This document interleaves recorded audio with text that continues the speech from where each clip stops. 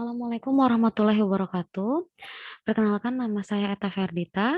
Saya adalah anggota kelompok Latsar CPNS 2021 dari angkatan 14, kelompok 4. Hari ini saya akan mempresentasikan tugas isu kontemporer HOK COVID-19 terhadap penurunan jumlah pasien rawat inap di Rumah Sakit Umum Daerah Kota Mataram.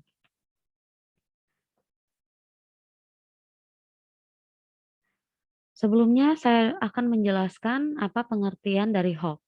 Berita bohong atau hoax adalah informasi yang sesungguhnya tidak benar, tetapi dibuat seolah-olah benar adanya. Hal ini tidak sama dengan rumor, ilmu semu, atau berita palsu maupun April Mop.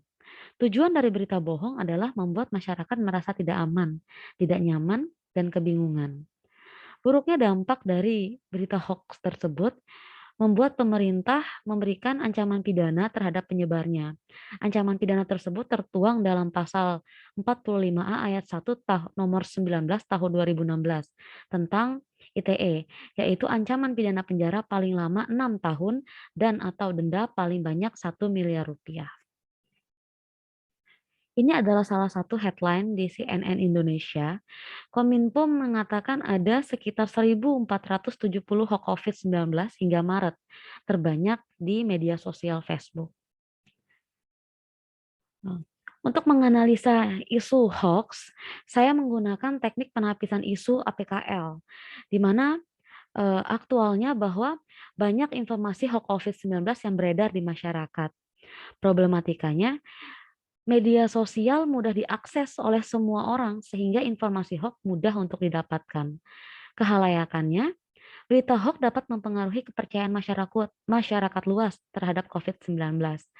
Layaknya, jika tidak segera diatasi, berita hoax dapat menurunkan kesadaran masyarakat untuk patuh akan protokol kesehatan. Di sini saya membuat mind mappingnya. Jadi ada berita hoax COVID-19 yang biasanya berita ini tersebar melalui sosial media. Biasanya ada di Facebook, Instagram, dan WhatsApp. Kemudian berita hoax tersebut akan memberi dampak bahwa ada orang yang menjadi tidak percaya terhadap adanya COVID-19 itu. Kemudian ada juga orang yang takut untuk ke rumah sakit. Kenapa takut ke rumah sakit? Karena takut di-COVID-kan, seperti itu, atau takut dianggap COVID. Kemudian juga ada pasien yang berpikiran bahwa takut ke rumah sakit karena takut tertular COVID-19. Padahal untuk ruangan perawatan sendiri COVID-19 itu berbeda dengan ruang perawatan rawat inap biasa. Kalau COVID-19 dirawat di ruang isolasi tersendiri. Hal ini menyebabkan adanya penurunan jumlah pasien dirawat inap. Contohnya sepertinya di ruangan saya, di ruangan Irna 2 Rumah Sakit Umum Kota Mataram, terdapat 24 bed. Biasanya sebelum COVID-19 full bednya 24 orang pasien. Tapi semenjak adanya COVID-19, bednya biasanya hanya terisi hanya separuhnya saja.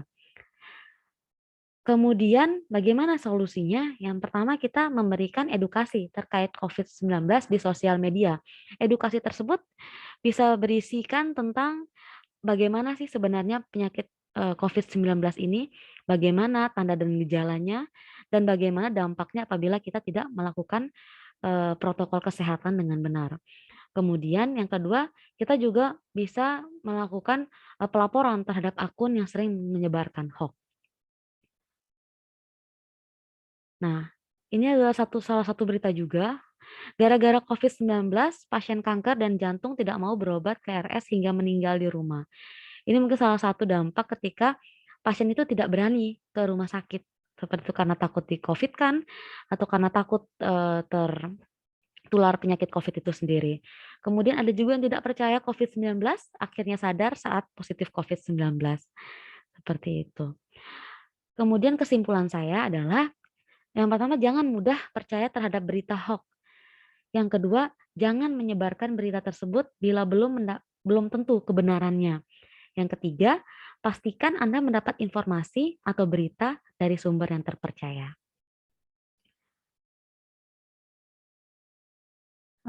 Sekian presentasi saya. Terima kasih. Assalamualaikum warahmatullahi wabarakatuh.